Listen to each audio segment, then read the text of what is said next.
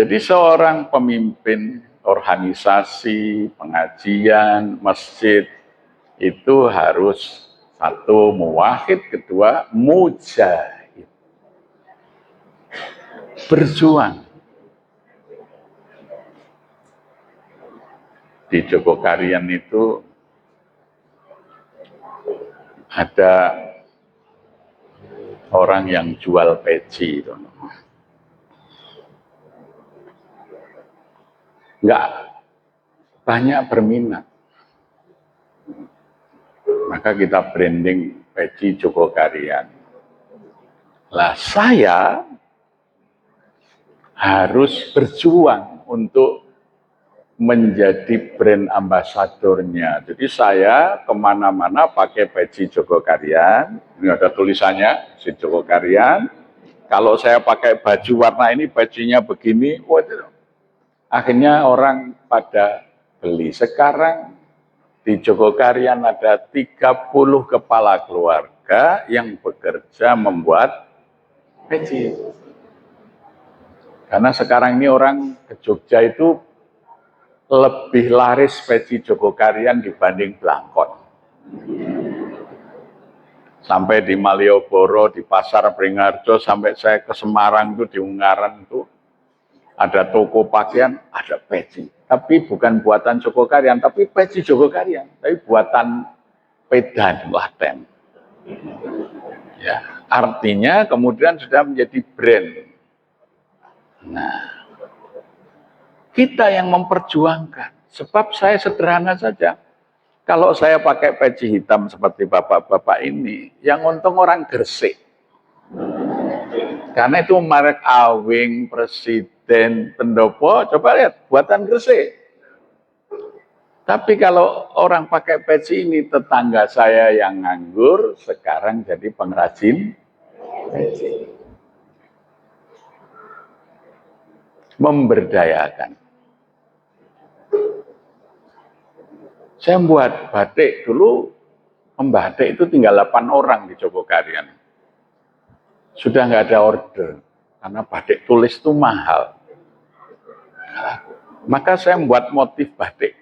Ini batik Jogokarian. Saya ngajak masyarakat itu nanam bunga telang. Bisa dibuat teh, bisa untuk obat nih. Terus bunga telang saya jadikan simbol kampung Jogokarian. Kebetulan saya ketua kampung.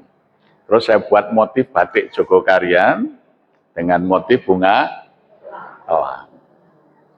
Ini orang pesan 100 piece gitu. Ternyata batik itu satu lembar itu paling cepat seminggu.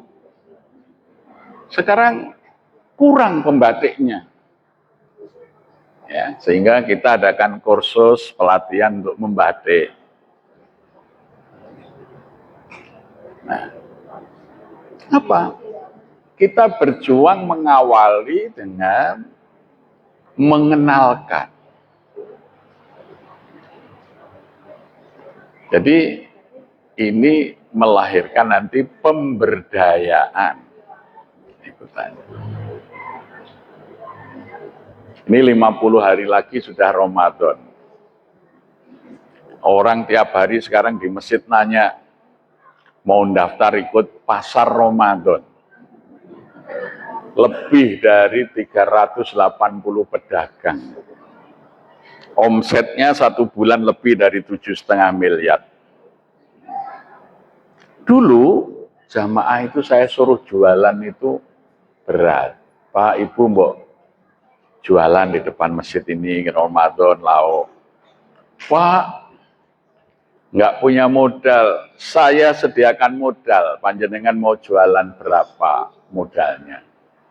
Dari 500.000 sampai 2,5 juta. Mulai jualan pakai meja, asar itu buka, sambat lagi, Pak, panas, saya belikan tenda. Masih lagi, Pak, kalau nggak laku gimana? Kalau nggak laku bawa ke masjid bagi tak borong.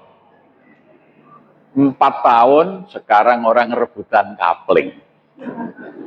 Sekarang ini kurang 4 bulan tuh orang sudah pada nanya kaplingnya mau jualan itu.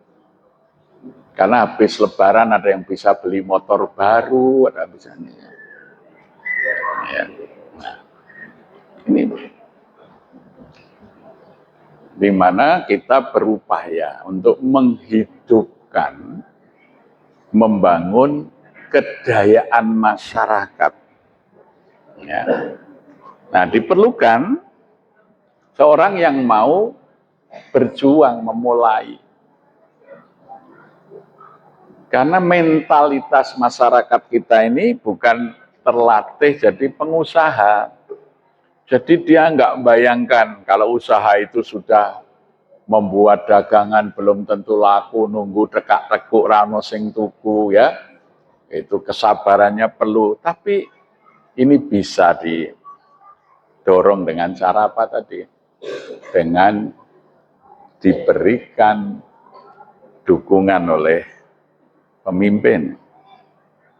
Ya.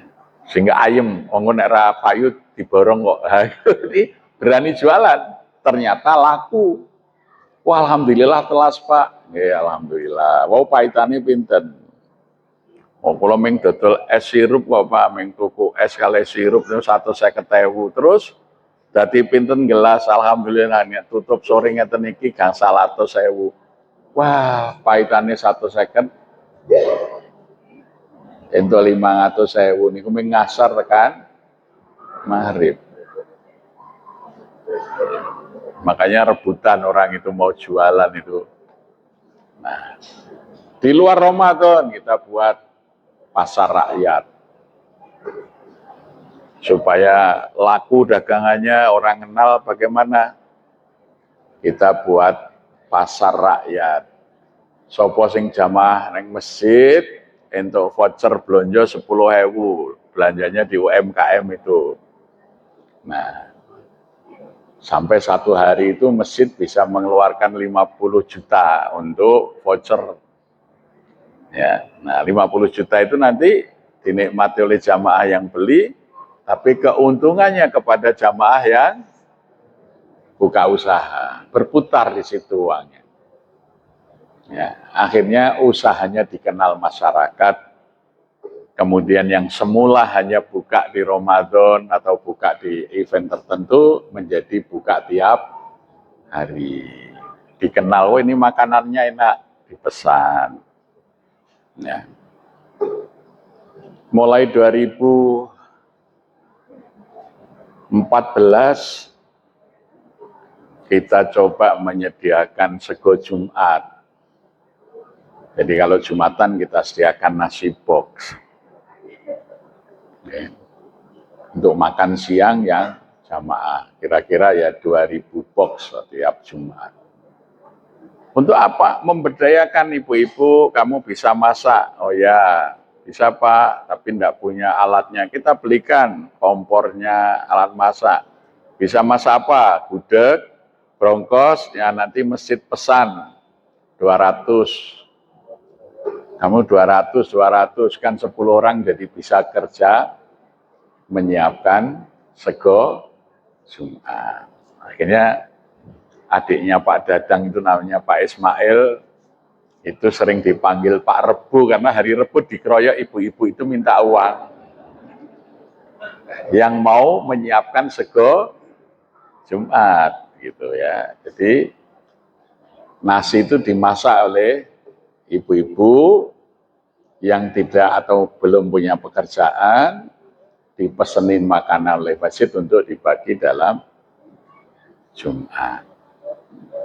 Nah, pola-pola untuk bagaimana memikirkan. Jangan sampai masyarakat kita ini tidak berdaya.